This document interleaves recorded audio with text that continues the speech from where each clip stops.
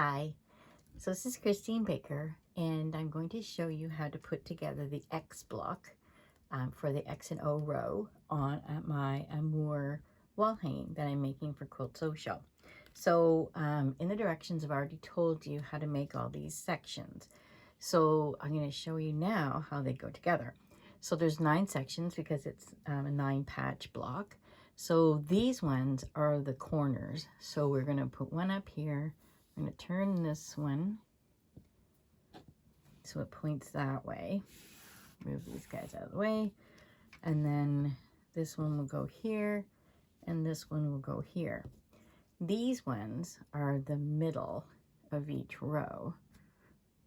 Now, don't worry that these don't match up, because once the 1/4-inch seam is sewn, they will.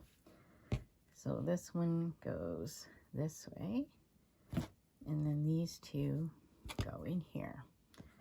Now, the middle of the block is just our pink fabric. So the first thing we're going to do, we're going to sew this row together. Then we're going to sew this row together. Then we're going to sew this row together. And then after that, we're going to sew the 3 rows together, and we'll have our X block. Thanks.